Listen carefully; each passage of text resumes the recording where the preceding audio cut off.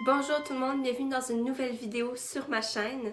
Aujourd'hui, si j'ai l'air d'avoir les cheveux un petit peu mouillés ou gras, ben c'est simplement parce que j'ai pris ma douche ce matin.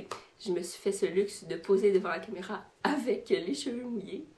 Aujourd'hui, je vous donne ma très grande appréciation de ma toute dernière lecture, soit Fangirl de Rainbow Rowell. Ce livre-là, je l'ai lu avec une petite exception à la règle, donc d'habitude, je ne lis jamais avec de signet.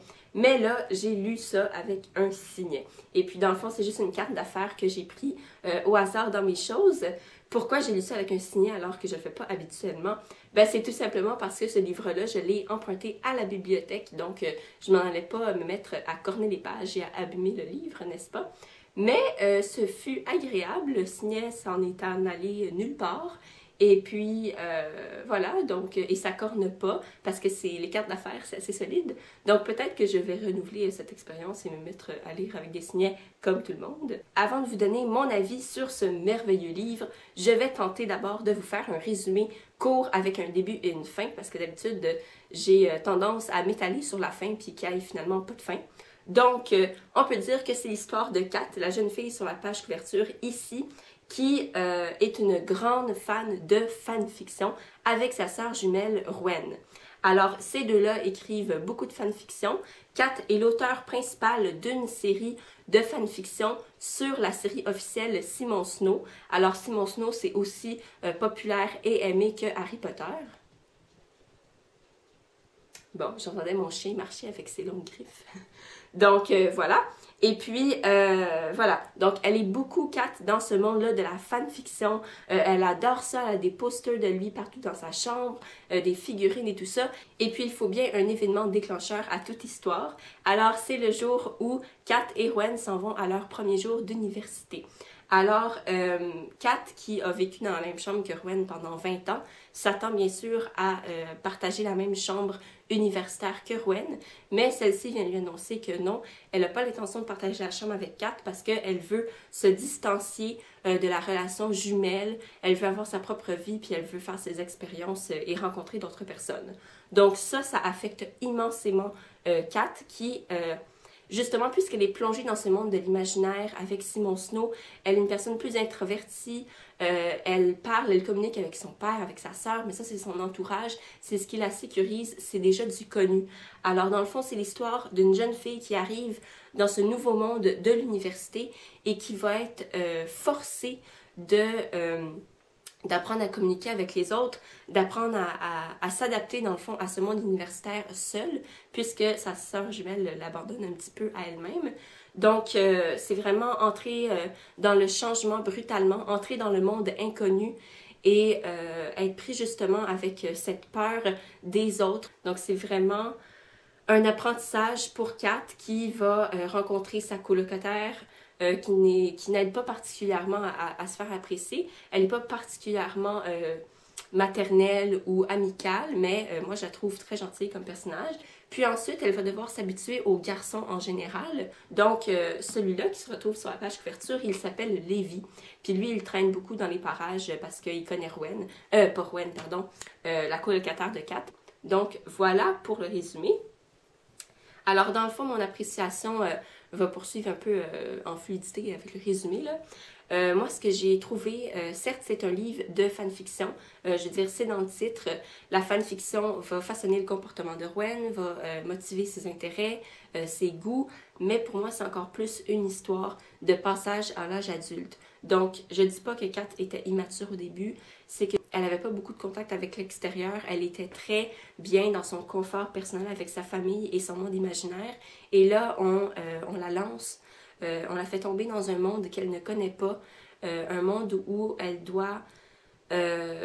où la fanfiction ne peut pas la sauver dans le fond. Et la fanfiction, qui est un monde imaginaire, est plus sécurisant que le monde réel supposé être plate et banal. Donc, on a souvent dit que ce roman-là était un roman où il ne se passe pas grand-chose, où il n'y a pas d'attaque au couteau ni d'hélicoptère.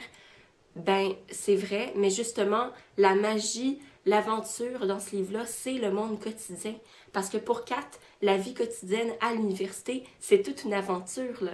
Elle doit s'habituer, s'adapter, confronter ses peurs aussi, tout avec le rapport social, donc le rapport avec l'autre. Donc pour moi, c'est un grand roman auquel on peut se rattacher. Les problèmes qui sont mentionnés, on peut s'y rattacher. On peut grandement se rattacher à Kat si on était ou on est encore le genre de personne un peu introvertie, qui adore lire et tout ça et écrire.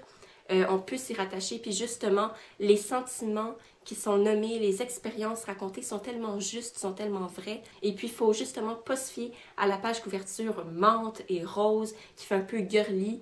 Non, il faut aller au-delà de ça. Quand on se met à lire ce livre-là, la légèreté est très présente dans tout le livre, c'est ce qui fait que c'est comme un bonbon quand on le lit, mais la légèreté, c'est elle qui introduit les questions profondes, des sujets pertinents, bien réfléchis, et j'ai vraiment adoré ce livre-là pour ça, parce que dans la quotidienneté se cache la perle rare, se cache l'aventure, et puis les personnages aussi sont tellement bien développés. Alors, pour moi, un personnage qui est très très bien développé, ça serait genre un personnage duquel tu as une certaine opinion au début du roman, et puis qu'après, tu changes complètement d'opinion parce que tu découvres d'autres parties de lui, des subtilités dans ce personnage-là. Et pour moi, Lévi incarne ce changement-là. Donc, le jeune homme ici, Lévi, au début, je l'aimais pas trop parce que c'est le genre de garçon qui a un grand cœur, qui sourit à tout le monde et qui peut te faire sentir comme si tu étais la plus merveilleuse personne au monde quand il te regarde. Mais tu sais que du moment qu'il va arrêter de te regarder ou qu'il va commencer à t'ignorer, ton monde s'effondre et donc c'est une personne qui peut blesser, qui peut faire mal, une personne dangereuse. Et puis, Kat ne le voit pas exactement de la même manière, mais elle aussi, ça la trouble le fait qu'il sourit à tout le monde parce que là, tu sais pas si il te sourit parce que tu es spécial pour lui ou il te sourit parce que tu es n'importe qui. Donc, c'est tout. C'est en partie ce genre de problème social, de communication qui doit être réglé, qui doit être discuté. Et puis, voilà, donc les personnages sont merveilleux. Le personnage du père de Kat aussi, c'est pas un papa comme les autres. Donc ça, j'ai trouvé ça pas original, mais vraiment bien pensé d'enfin avoir un parent qui est là plus présent dans le livre. Parce que dans les livres de young adult, souvent les parents sont pas très présents. Si je pense à une autre série où la figure parentale est plus présente, ça serait dans The Mortal Instruments. Ici aussi, le papa est bien développé. On a pris le temps de lui créer une subtilité, une psychologie, un tant soit peu touffu, quoi. Et puis voilà. Et pour la fanfiction en elle-même, oui, il y en a dans le roman. Alors, on a des extraits de la fanfiction Simon Snow de Kat et Rowan et des extraits de la série officielle de Simon Snow écrite par une certaine auteure. Donc, moi au début, sérieux, je voulais juste passer la fanfiction parce que je trouvais l'histoire de Kat tellement plus intéressante. Et puis la fanfiction, ça coupait mon récit, ça m'énervait un petit peu. Donc, évidemment, au fur et à mesure que le livre avance, la fanfiction elle-même évolue, il y a des péripéties. Donc, c'est comme une histoire en parallèle avec celle de Kat. Et puis, elle a une certaine pertinence parce que justement, avec la fanfiction, la série officielle de Simon Snow, on peut comparer les changements qui ont été faits par Kat. Et aussi, la fanfiction fait des échos à ce que vit Kat dans sa vie universitaire. Donc, ça apporte une certaine pertinence. Mais moi, c'est vraiment l'histoire de Kat que j'adore le plus. On pose aussi des questions sur la fanfiction quant à est-ce que c'est bien ou mal, si je simplifie grossièrement la chose. Donc, on emprunte des personnages dans la fanfiction. Est-ce que c'est bien les utiliser pour écrire dans un autre univers ou est-ce qu'au contraire, on ne devrait jamais faire de fanfiction? Il y a un personnage dans le livre qui incarne cette question-là, qui provoque Kat et qui la force à réfléchir, à sortir de sa zone de confort en rapport avec la fanfiction. Et c'est son professeur d'écriture de fiction. Elle est contre le principe de la fanfiction, certes, mais pour moi, c'est pas un personnage qui incarne la fanfiction, c'est mauvais. Au contraire, pour moi, c'est un personnage qui va pousser Kat à expérimenter tout ce qu'elle peut dans l'écriture et à se surpasser elle-même, à se découvrir elle-même. La dernière chose que je pourrais vous dire, dans le fond, le livre est merveilleux, il est parfait. La seule chose moins parfaite, mais qui, objectivement, si je peux dire ça, parce qu'on est tous des humains subjectifs, n'est-ce pas? Objectivement, qui serait parfaite aussi, mais que moi, j'ai moins apprécié, c'est la fin. Alors la fin, super efficace, avec un symbole qui fait comprendre au lecteur tout de suite qu'est-ce qu'il advient de Kat, mais pour moi trop efficace. J'aurais voulu que la fin se poursuive, qu'on ait encore plus de pages, et c'est rare que je dirais ça parce que justement, le livre est quand même 505 pages, c'est un peu épais, et puis on a quand même envie que ça continue parce que on veut savoir plus de détails sur Wen, etc., etc. Donc pour moi, la fin, elle est bien faite, elle n'est pas frustrante, mais j'aurais aimé qu'elle se poursuive. Alors voilà pour ça. Donc c'était tout pour cet avis, j'espère que vous aurez apprécié.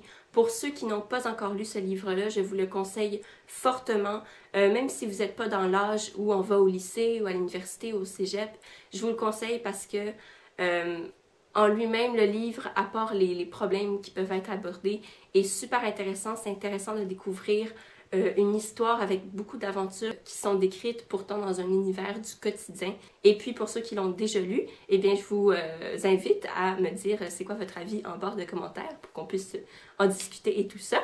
Alors d'ici la prochaine vidéo qui j'espère je pourrai publier avant Noël, qui va être le dernier vidéo conseil sur des livres de littérature de la trilogie Noël Rose, mais là qui serait plus Noël mixte, là, parce que la littérature c'est pour tout le monde, n'est-ce pas? Eh bien, d'ici ce prochain vidéo, je vous souhaite de passer une super belle journée. Bye bye!